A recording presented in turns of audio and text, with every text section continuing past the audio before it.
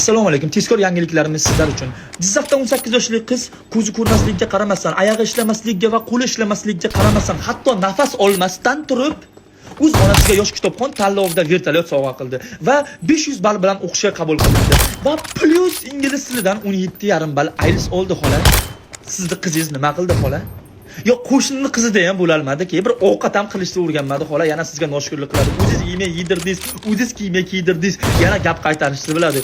Oyiga 1 milliondan ziyoddan ingliz tiliga berdingiz, ingliz tilini i harfini o'rganolmadi-ki, IELTS yurib. Hali ham no nes hillois deyurdi. Yo mana sizni o'g'lingiz nima qildi? Shu qo'shnini balasini qildi xola. Qo'shnini balasi aytchali ham bo'lolmadi. Oxiri mana televideniyada televizorga chiqib gapiryapman shu gaplarni. Shuncha qiyinchiliklarni katta qilgan balangizni qarangda, qo'shnini balasini qarang. Yegani oldida yemagani ketida, to'g'rimi? Kiymay kiydirdingiz. Birovning balasidan kam joyi yo'q. Lekin qo'shnining balasini qarangda. Buni qarang. Shu yaxshimi xolajon?